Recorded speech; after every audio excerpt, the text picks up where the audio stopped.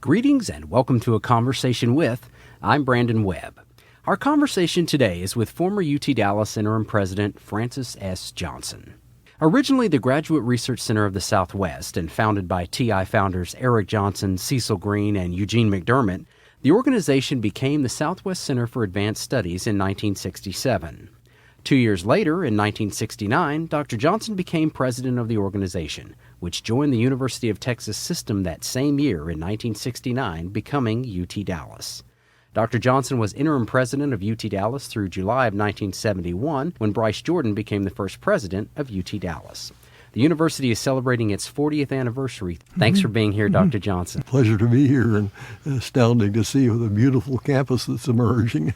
We came into the campus and you got a little tour today. Tell me your thoughts as you navigate through what was once a building in a cotton field. Well, I couldn't see very much that I recognized from the past. It's much impressed by the beauty of the campus. It's a very attractive campus. Tell me, Dr. Johnson, what brought you to the Southwest Center for Advanced Studies? Well, it was that I got a telephone call while I was living in Palo Alto, California, from a man I didn't know. His name was Larry Marshall, but he was working for Berkner, and he called me and said he would like to meet with me. I don't think he told me what he wanted to meet about, but at any rate, I did meet with him in Palo Alto, and he gave a broad outline of what was going on here in Dallas. He mentioned, of course, Berkner's name because he was, I'll say, the spiritual founder of the Graduate Research Center of the Southwest. And I knew Berkner by reputation, but I had never met him. Well, he gave me a brief sketch of what the concept was, and I came to Dallas to meet with Berkner and others.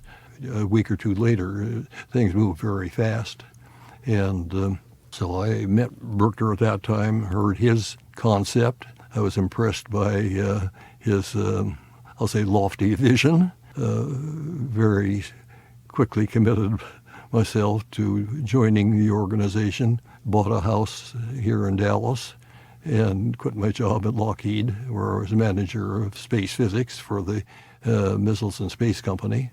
Well, so I've been here since the beginning of the concept, and lived through the various problems and successes along the way.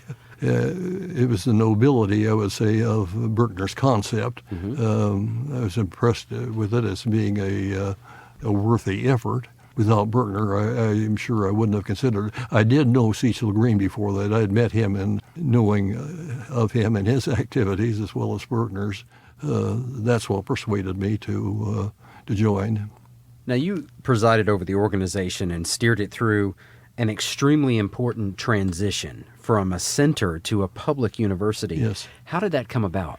Well, of course, we had to adapt to the bureaucracy of the University of Texas system.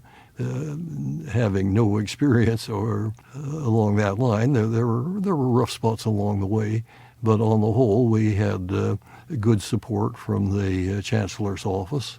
So there are no great problems, but still there were some some points of difficulty. The university was signed via a House bill, or rather the organization was signed into a university via a House bill in June of 1969 by Governor Preston Smith. But at the time, wasn't it a little controversial to be bringing in yeah, there's a lot of political concerns about it. Mm-hmm. All of the universities in the North Texas area were against it, particularly against having undergraduates. At the beginning, by legislative action, we could not have undergraduates. That was lifted later. It's now a great and full-fledged university.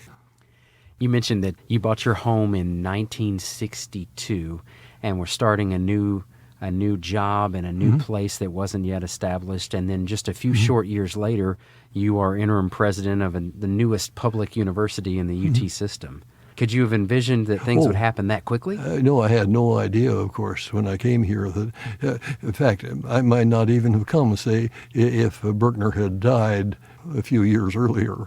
If I'd known that that was likely to happen, I probably would have thought an unacceptable risk to come here. But clearly, Berkner's role in this was an important factor in my decision. We're visiting with Dr. Francis S. Johnson. Originally, you were recruited to do research at the Southwest Center for Advanced Studies. Is that correct? Yes, that is right. I started the research program in space and atmospheric physics. What areas were you focusing on primarily? Well, I was concerned about the upper atmosphere, and that borders on space research. I started in space research in an almost accidental way after I got out of the Air Force, or then was the Army Air Corps, at the end of World War II. I accepted the job at the Naval Research Laboratory in Washington, D.C. In there, it was almost an accidental thing that I was assigned to the optics division of that laboratory when I accepted a job there. I walked in off the street and met some prestigious scientists who worked there, and they offered me a position, and so I was very quickly at work there. The first real assignment that I had there was to build instrumentation to put in a V-2 rocket. Of many of them, about 100, had been captured from the Germans in Europe, brought to Texas, and fired for practice in launching rockets. Where were they fired? At White Sands Proving Ground, but adjacent to Fort Bliss in El Paso.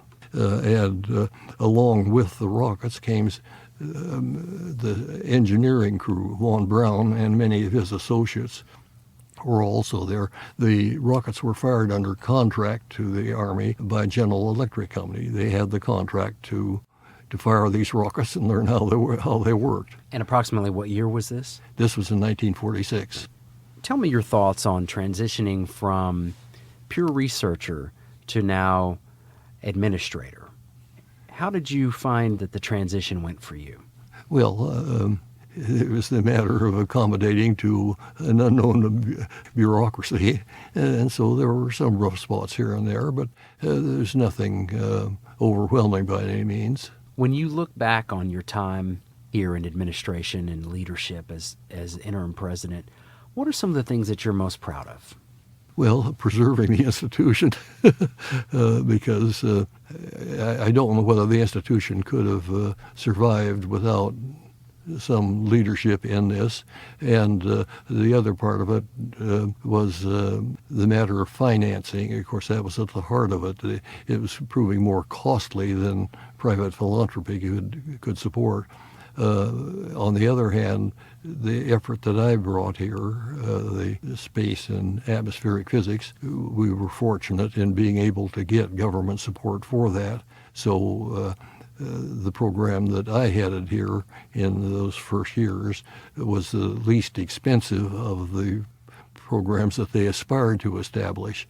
The other areas which were noteworthy and were successes, I would say, in terms of establishing Dallas as a research center in several areas of research, included geosciences, rather naturally with the interest in oil in this part of the country, molecular biology, which was just blossoming at that time, and it was a fine effort established here under the leadership of a German scientist, Carsten Brisch, who really brought that to fruition. But they did not have as much success in getting government funding, and that was one of the things that led really to the realization that the only way to preserve the institution was to bring it under state support. At what point did you realize over the years that, or did you become very confident about over the years that the organization would stand and thrive and continue to grow?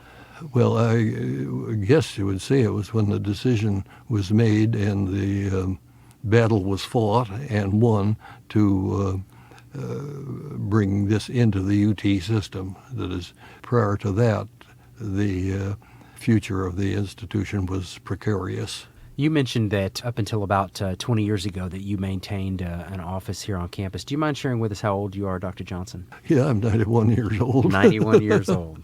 As you look back over your time as a research scientist, as an administrator, as an interim president of a growing organization, a new member of the UT system, what would you most like to be remembered for? Well, as having been a factor in preserving the institution, I think.